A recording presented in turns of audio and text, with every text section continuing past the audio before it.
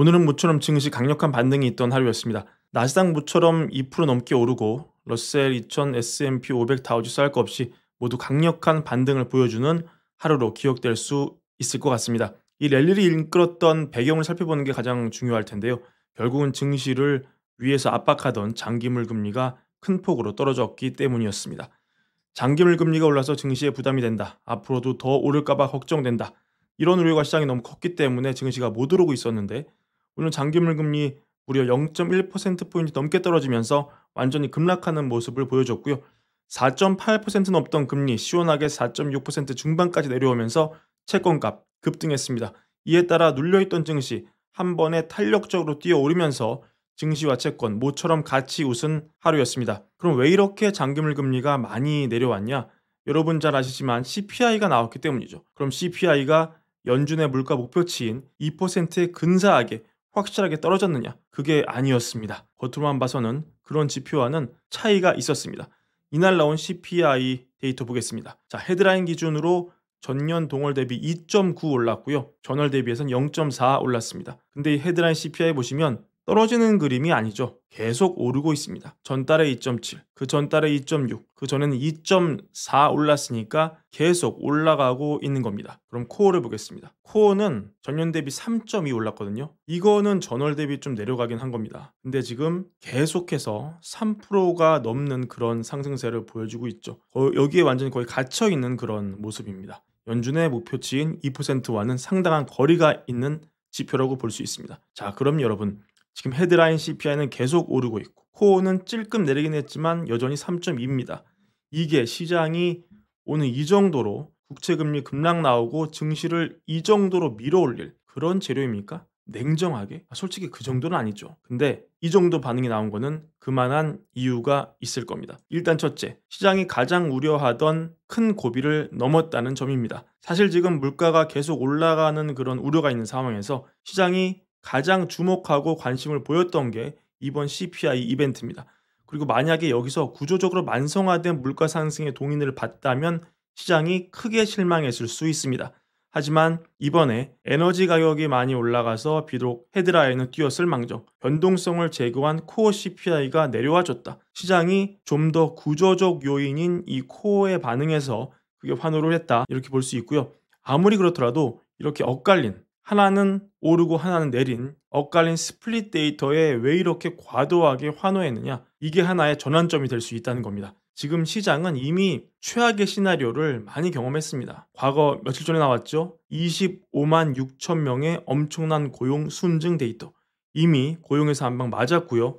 트럼프의 관세 정책, 이민 정책, 감세 정책, 여기서 나오는 버즈 이런 거를 이미 몇 달 동안 때려 맞았고 한마디로 악재란 악재는 전부 선반영했고 이제 더 이상 악재에도 어느 정도 둔감해진 이런 상태까지 간 겁니다. 반면에 가파르게 오른 국채금리가 시장 스스로도 조금 버거운 시점에 오늘 호재라고 말하기도 약간 민망한 이 정도 수치가 나와준 것에 이렇게 국채금리를 확 밑으로 밀었다.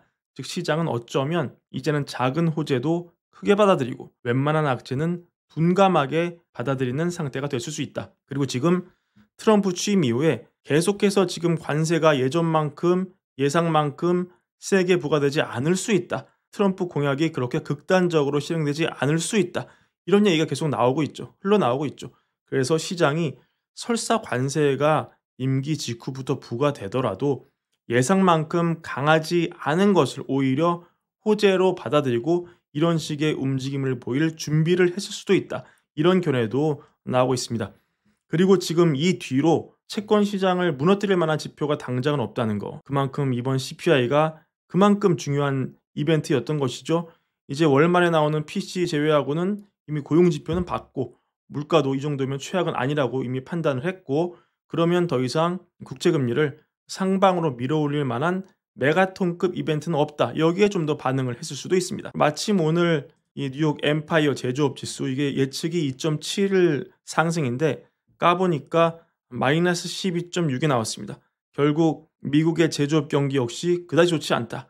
이런 점 분명하게 채권 시장의 강세를 이끄는데 도움이 됐을 수 있습니다. 그리고 오늘 뉴욕 연은 총재 윌리엄스가 말을 또 했습니다. 연준의 중립금리 최고 전문가죠. 이렇게 얘기했습니다. 지금 오르는 장기금리, 그거 인플레 전망에 심각한 우려가 있는 거 아니다. 인플레 전망에 전면적인 재평가는 없다.